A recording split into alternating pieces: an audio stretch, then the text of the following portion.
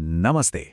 क्या ये सोचा जा सकता है कि घर में रोज शाम को होने वाली 2 मिनट की एक छोटी सी साधारण सी परंपरा किसी बच्चे के दिमाग को साइंटिफिकली बेहतर बना सकती है? आज हम इसी प्राचीन शाम की परंपरा के पीछे छिपे हुए कुछ हैरान कर देने वाले विज्ञान को समझने की कोशिश करेंगे। सुनने में ये दावा काफ़ी बड़ा लगता है ना?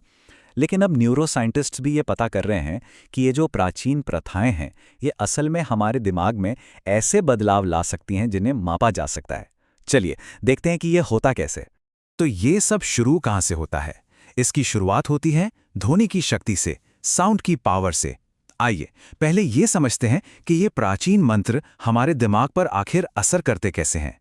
ये एक ऐसा फील्ड है जिसे कॉग्निटिव साइंस भी कहते हैं। ये सब कुछ एक चीज से जुड़ा है जिसे कहते हैं द संस्कृत इफेक्ट। और ये सिर्फ कई आध्यात्मिक सोच नहीं है, ये एक असल वैज्ञानिक रूप से देखी गई घटना है जिसे न्यूरोसाइंटिस्ट ब्रेन स्कैनर पर साफ साफ देख सकते हैं। यकीन करना थोड़ा मुश्किल है, पर स्टडीज से ये पता चला है कि जिन लोगों ने सालों तक इन मंत्रों का पाठ किया, उनके दिमाग के कुछ हिस्सों में 10% ज्यादा ग्रे मैटर था। ये एक बहुत बड़ा अंतर है जो सीधे सीधे सीखने की क्षमता और याददाश्त में सुधार से जुड़ा होता है। ये दिखाता है कि इस अभ्यास में कितनी अविश्वसनीय शक्ति है। तो हम ये तो जान गए कि ध्वनि में दिमाग को बदलने की ताकत है, लेकिन इस शक्ति का इस्तेमाल अपनी रोजमर्रा की जिंदगी में कैसे किया जा सकता है? चलिए अब एक बहुत ही सरल और सुंदर अभ्यास पर ध्यान देते हैं। शाम को दीपक जलाने का अनुष्ठान। जरा सोचिए, दिन भर की भागदौड़ अब खत्म हो रही है और एक दीपक जलाया जा रहा है। ये सिर्फ रोशनी करने के लिए नहीं है, ये एक बहुत ही सुंदर प्रतीक है कि हम जानबूझकर अज्ञान के अंधेरे पर ज्ञान के प्रकाश को चुन रहे हैं। और यहाँ एक और अद्भुत बात है, उस एक साधारण से दिए में पूरा ब्रह्मांड समाया हुआ है। उसका मिट्टी का आधार पृथ्वी है, तेल या घी जल है और उसकी लौ अग्नि है। ये एक छोटे से रूप में पूरे ब्रह्मांड का प्रतिनिधित्व करता है। अच्छा, अब आते हैं इस अनुष्ठान के बिल्कुल दिल पर, यानी वो शब्द जो इस अभ्यास को सच में शक्तिशाली बनाते हैं, वो खास मंत्र जो दीपक जलाते समय बोला जाता है। ये है दीपम श्लोक। ये सिर्फ कुछ शब्द नहीं है, ये एक शक्तिशाली आवाहन है, एक प्रार्थना है कि दीपक का ये प्रकाश हमारे जीवन में शुभता, कल्याण और एक तरह की क्लैरिटी लेकर आए। आइए इन शब्दों को थोड़ा और करीब से देखते हैं। धन संपदा, धन के लिए प्रार्थना है, ये तो ठीक है, लेकिन शत्रु बुद्धि विनाशाय जैसी पंक्तियों पर ध्यान दीजिए। ये बुद्धि के दुश्मन को नष्ट करने के लिए कह रहा है।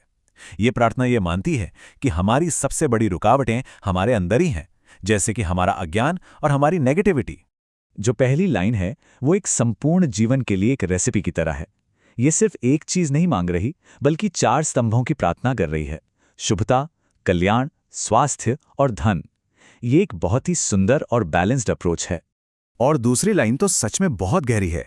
ये हमारे बाहरी दुश्मनों से छुटकारा पाने के लिए नहीं कह रही, बल्कि हमारे अंदर के दुश्मनों से, अज्ञान से, नेगेटिव विचारों से।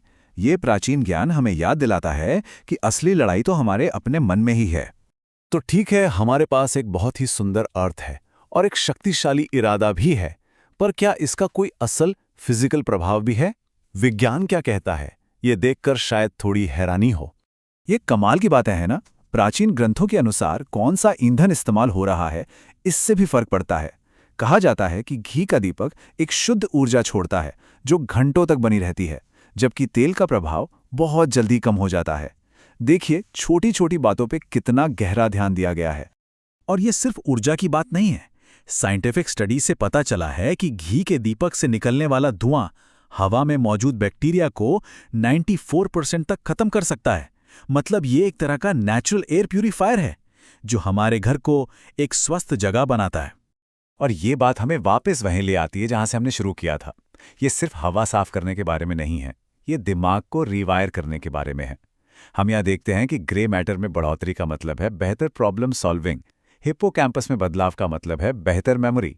ये परंपरा और विज्ञान का एक अविश्वसनीय संगम है। तो इस सब को अपने जीवन में कैसे लाया जा सकता है? अच्छी खबर यह है कि इसके लिए कोई एक्सपर्ट होने की जरूरत नहीं है। ये वाकई बहुत ही आसान है। यहाँ एक बहुत ही सरल तरीका दिया गया है। एक शांत जगह ढूंढें, हाथ मुंह धोएं और बस एक साथ मिलकर मंत्र का पाठ करें। इसे एकदम परफेक्ट तरीके से करने की चिंता नहीं करनी है। सबसे ज़रूरी बात है हर दिन एक साथ उस पल को बनाना। तो कुल मिलाकर ये सिर्फ एक मंत्र से कहीं ज़्यादा है। ये भाषा सिखाने, याददाश्त बढ़ाने, इमोशनल शांति और यहाँ तक कि आभार सिखाने का एक जरिया है। ये एक छोटे से अनुष्ठान में छिपा हुआ संपूर्ण विकास है। अंत में भगवद गीता का ये श्लोक शायद सब कुछ कह देता है। बाहर का दीपक तो सिर्फ एक रिमाइंडर है, असली लक्ष्य तो हमारे अंदर ज्ञान के उस दीपक को जलाना है जो किसी भी तरह के अंधकार को दूर कर सकता है। ये हमें सोचने पर मजबूर करता है ना? न जाने और कितने ऐसे प्राचीन खजाने हैं जो हमारी आज की मॉडर्न जिंदगी को और बेहतर बनाने का इंतजार कर रहे हैं। शायद ज्ञान हमेशा भविष्य में नहीं होता, बल्कि कभी-कभी हमारे अतीत की समझदारी में फिर से खोजे जाने का इंतजार कर रहा होता है।